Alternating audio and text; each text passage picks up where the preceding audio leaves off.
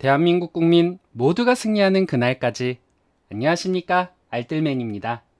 고용보고서 발표를 앞두고 시장에 이미 예측되었던 부분으로 3대 지수 모두 상승을 하며 마감을 했습니다. 하지만 저는 개인적으로 폭풍 전야 같은 느낌을 받기는 했습니다. 우선 다우는 1.12% 상승, S&P 500은 1.5% 상승, 나스닥은 2.28% 상승, 원달러 환율은 1298.40원으로 마이너스 0.49% 하락, 빅스 지수는 26.08로 마이너스 2.43% 하락, MSCI 코리아 ETF 지수는 2.41% 상승, 2년물 국채금리는 2.13% 상승, 10년물 국채금리는 3.06% 상승, 30년물 국채금리는 2.25% 상승을 했습니다. 일단 특징적인 주식들은 다음과 같습니다. 게임스탑은 이사회에서 4대1 주식 분할이 승인이 되었다라고 발표를 하면서 15.1% 급등을 했습니다. 베드베스앤비욘드 같은 경우에는 CEO의 수고부가 5만 주의 자사주 구매를 포함하여서 여러 내부자 구매가 공개가 된 후에 급등을 했는데요. 특히 이사의 구성원 에델만 해리엇과 키르완 제프는 만주씩 구매를 했다라는 소식에 힘입어서 21.7% 상승을 했습니다. 다른 원자재 하락과 같이 유가가 하락한 후에 유가가 다시 $100 이상 급등을 하면서 에너지주들이 상승을 했는데요. APA 크롭은 7.8% 상승, 마라톤 오일은 5.56% 상승, 슐룸베르거 네바다는 5.04% 상승, 다이아몬드백 에너지는 5.46% 상승을 했습니다. 삼성전자 실적 발표 후에 더 나은 매출 가이던스를 발표한 후 칩 제조업체들의 주가가 올라갔습니다. 온세미컨덕터는 9.2%, 마벨은 6.5%, 어드밴스드 마이크로 디바이스는 5.24%, 퀄컴은 5.78%, AMD는 5.2%, 엔비디아는 4.8% 상승을 했습니다. 우선 고용보고서 발표를 앞두고 이미 예상한 부분에 있어서 상승한 부분도 있지만 삼성전자의 메모리칩 판매 호조가 반도체 주식들을 이끌어서 지수를 올린 부분도 있습니다. 삼성전자는 메모리칩 반도체 호조에 힘입어서 매출이 21% 급증을 하고 이익이 11% 급증을 했습니다. 이러한 부분들이 AMD와 엔비디아 등의 반도체 주식들을 이끌어 올렸습니다. 실업수당 청구 건수는 23만 5천 명으로 지난달 23만 1,000명과 예상치 23만 명보다 상회된 수치로 발표가 되었습니다. 무역 수지는 수입품이 지난달보다 증가하면서 적자폭을 키워 전월 대비 11억 달러 감소한 855억 달러를 기록했습니다. 내일 발표될 고용보고서가 5월 기록한 39만 명보다 더 적은 25만 명을 기록할 것이라는 예측이 있습니다. 물론 이렇게 고용시장이 어려워져도 연준은 인플레이션을 잡기 위해서 75bp 금리 인상을 예측하고 있기 때문에 이미 예상치 범위 내의 결과이므로 시장은 이미 받아들여졌다라는 분위기가 형성되고 있습니다. 이날 연준 의원들의 발표도 크게 바뀐 부분은 없었습니다. 제임스 블러드 세인트루이스 연은 총재는 현 시점에서 75bp 금리 인상은 매우 타당하다라면서 올해 3.5%까지 가는 것을 계속 지지하고 있다라고 언급을 했습니다. 크리스토퍼 월러 연준 이사도 7월 금리를 75bp 인상하는 것을 지지하면서 9월에는 50bp로 낮출 필요가 있다라고 언급을 했습니다. 시장 상승에 대해 전문가들의 의견은 교차했는데요.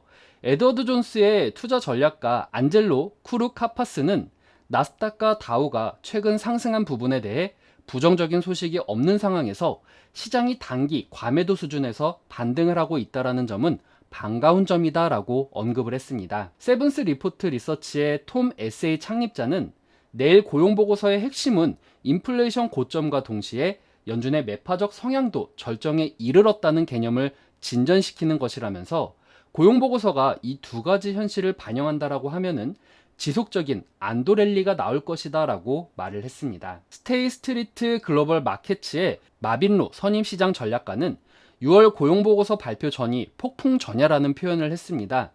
인플레이션과 고용 수치가 당장 중요하다라면서 예상치를 크게 벗어날 경우 추세가 나타날 수 있다라는 잠재 신호로 해석이 되고, 이는 연말까지 금리 인상 계획에 영향을 미칠 수 있다라고 언급을 했습니다. 8월 말 서부 텍사스산 원유 WTI 가격은 전장보다 4.2달러 상승한 배럴당 102.73달러, 4.26% 상승 마감을 했습니다.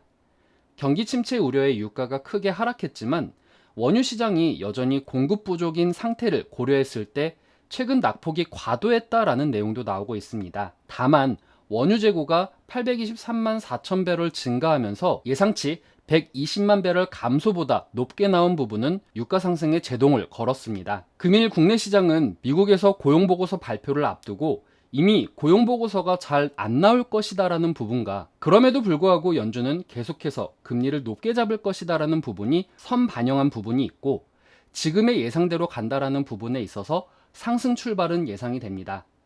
또한 삼성전자에 대해서 매출가 2, 거기다가 가이던스까지 긍정적이라는 부분은 주식시장에서 긍정적인 부분으로 작용을 할 것입니다. 또 영국 보리스 존슨 총리가 임명된 지 약 3년 만에 불명예 낙마를 하면서 파운드에 반등이 된 부분도 증시의 안정감을 가져다 줄 것입니다. 하지만 우려가 되는 부분 분명히 있습니다. 우선 전일에 이어서 오늘도 장단기 국채금리에 역전이 일어났습니다.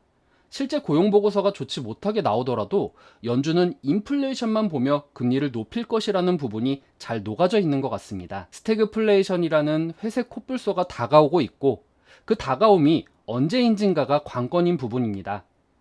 또 국제유가가 100달러를 돌파하면서 이전에 140달러까지 올라갈 것이다 라는 전망이 생각나기도 합니다. 중국의 봉쇄 조치가 엊그제까지만 하더라도 더 강력하게 조치가 취해졌지만 이 부분이 완벽하게 해소가 되고 인플레이션 지표들이 안정화를 찾는 과정에서 지금은 당장 경기 침체로 인한 유가 수요 파괴에 대해 유가가 하락을 보였고, 바이든의 전략적 비축유 방출로 인해서 유가가 안정화를 보이기는 했지만 이 부분이 근본적인 해결이 되지 않을 것이라는 전망이 나왔던 것을 저는 기억하고 있습니다.